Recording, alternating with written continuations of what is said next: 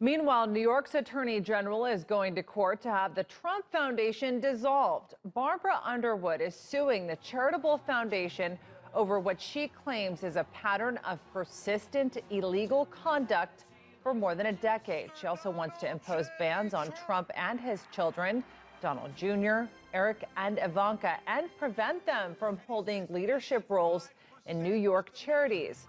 For more on this, Peter Mathews joins us now from Los Angeles. He's a professor of political science at Cypress College.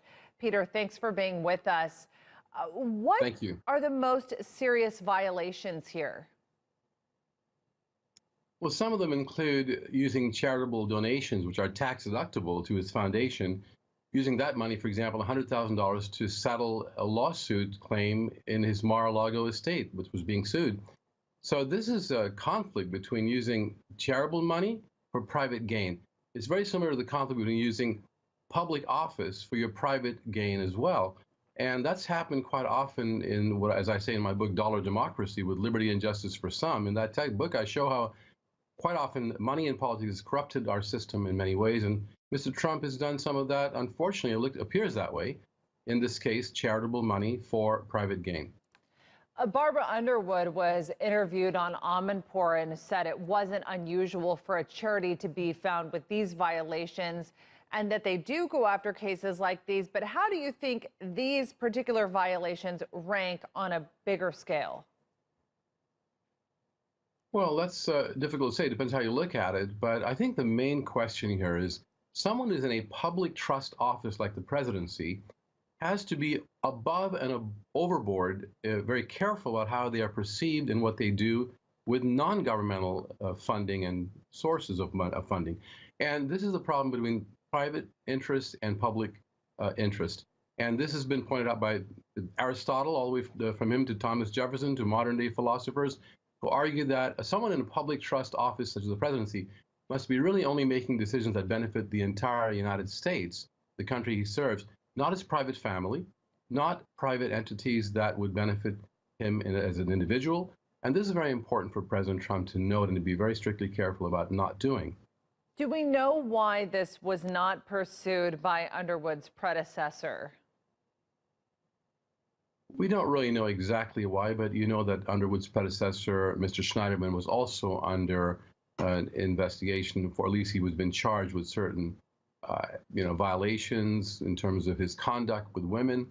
So we don't know if that made him vulnerable and decided not to pursue this type of,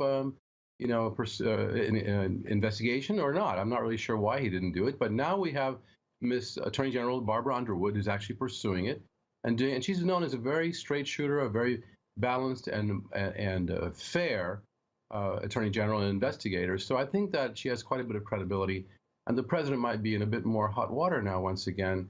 Could actually weigh down his presidency. He's being investigated in so many ways right now. That's not good for a public official to have his hands so full with those things rather than looking out for the common public interest, like creating jobs here, for example, and settling the problem in the Korean Peninsula. Those are public interest issues he should be focused on. This just distracts him, and it's very important, of course, that the Attorney General get to the truth of this. And I agree, this is definitely detracting from the president's agenda, but how else would he face any particular sort of repercussions for this, and what are the next steps in all of this? Well, certainly he could face repercussions if he's found to have violated these laws against this kind of using the money.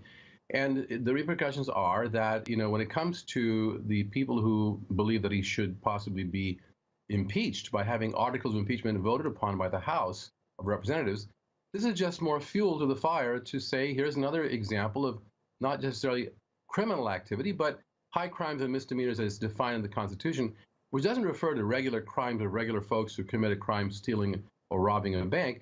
This has to do with a violation of the public trust.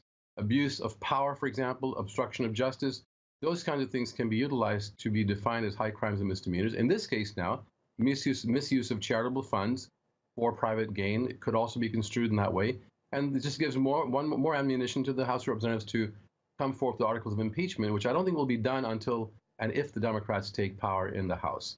I don't see the Republicans wanting to push this or pursue possible impeachment, but this is something the president's not welcome by him, I'm sure. All right, Peter Mathews joining us from LA, political science professor with Cypress College. Thanks for being with us.